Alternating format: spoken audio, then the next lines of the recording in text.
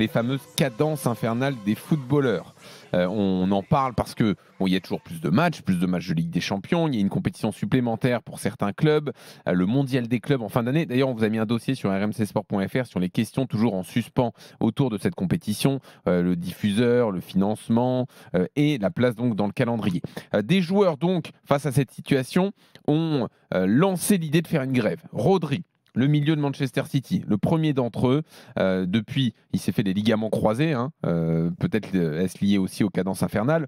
Plein d'autres joueurs lui ont emboîté le pas, comme Jules Koundé, pour nous, Français.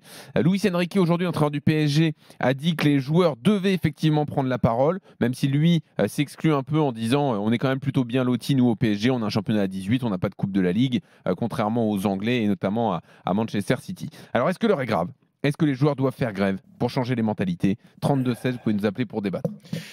Écoute, moi, si j'étais joueur de foot aujourd'hui, j'aurais envie de faire grève, comme la plupart qui ont déjà parlé, et ils sortent tous du bois. En effet, tu n'es pas entendu. Déjà, dans ton propre championnat, tu as un syndicat qui est Bernardo, donc qui n'est pas là pour te défendre. Quand tu as un problème sérieux, en général, ils prennent position souvent entre le joueur et le club et tout ça. Et ben, donc, c'est encore pire. UNFP ? Ouais. Ils défendent les joueurs quand même. Oui. Et sur des gros problèmes, Jean-Louis. Je ne te parle pas sur des petits problèmes. Sur des gros problèmes, je te dis qu'ils ne défendent pas assez les joueurs. Tu vois, c'est unanime, on est tous pareils. Et quand tu vis dans il y a des endroits où il ne fait pas bon vivre pour l'UNFP, c'est-à-dire en se disant, oh là là, on ne va pas se braquer sur un tel ou un tel club ou tel dirigeant parce que on pourrait avoir des mauvais retours, alors que normalement, non. En effet, comme tu le dis, c'est problématique parce que tu défends les joueurs. Mais ça, peu importe, c'est pas le débat. Mais à l'UEFA, c'est la même chose. Et à la FIFA, c'est la même chose.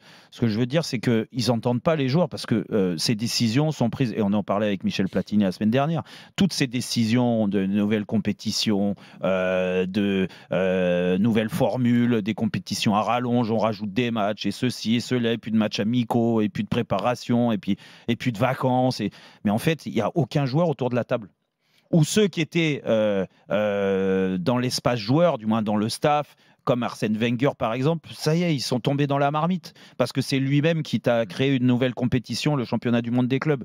Donc en fait, ce que je veux dire, c'est qu'il y a une vraie barrière entre les joueurs et qui sont quand même les principaux responsables du football. Du moins, s'il n'y a pas de joueurs, il n'y a plus de football, ça c'est clair. Et donc, toutes ces personnes-là politiques, qui font de la politique ou qui font du business, ils n'existeraient pas, ils feraient autre chose.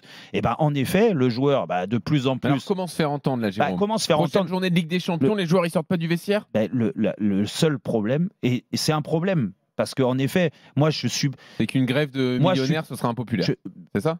C'est compliqué. Va l'expliquer aux gens. Exactement. Va l'expliquer aux gens, c'est compliqué. Mais sauf que le mal, il est tellement profond aujourd'hui. Il aurait fallu se réveiller avant, je suis d'accord. Mais c'est pas facile quand tu es un joueur et de dire, tiens, écoute, on va essayer de focaliser tout le monde et ensemble, on va pas jouer. Il aurait fallu se réveiller avant. Maintenant, c'est peut-être un peu trop tard, en effet, parce que l'opinion publique, le grand public ne va pas comprendre que les joueurs millionnaires ils fassent grève parce qu'on leur ajoute 2 matchs dans l'année de Ligue des Champions et qu'on leur ajoute une compétition. Et ils vont te dire, dans ces cas-là, vous vous mettez d'accord avec votre club et vous restez au repos. Tu vois. Mais n'empêche qu'il faudra peut-être passer par là, assumer tous les retours et se mettre autour de la table et puis une bonne fois pour toutes dire, regardez, on est rincé psychologiquement parce que moi, c'est... Outre le côté physique, parce que c'est problématique ça aussi, il y a de plus en plus de blessures et on le voit. Tu sais, les blessures, les ligaments croisés, ça a toujours existé, à l'époque de Jean-Michel aussi, mais il y en a de plus en plus. Il faut pas. Et de plus en plus, les gens sont fragiles, mais la plus grosse fatigue qu'on ne voit pas, c'est la fatigue mentale et psychologique, et celle-là, elle est plus compliquée. Et c'est pour ça, je suis désolé, qu'on voit très souvent et trop souvent des matchs de merde sur des grosses affiches.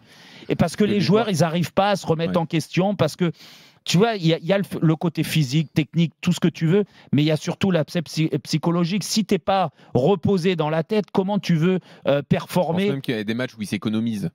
Exactement, mais tu choisis d'autant plus tes matchs. Oui, mais sauf que tu choisis inconsciemment, Jean-Louis, parce qu'à l'arrivée, tu sais que tu ne peux pas choisir, parce que tu vas te faire démonter si tu n'es pas bon. Alors, tiens, avant d'avoir l'avis de Louisa et de Jean-Michel, je mets juste sur la table la proposition de Vincent Compagnie. Lui, il dit en fait, il faut plafonner le nombre de matchs qu'un joueur peut disputer. 75-80 matchs, c'est pas possible, donc il faut mettre une limite au-delà de laquelle c'est impossible de voir un joueur continuer, mettre ça dans les contrats s'il le faut. Mais voilà, mettre un plafond de matchs joués ou de minutes jouées pour chaque joueur sur une saison.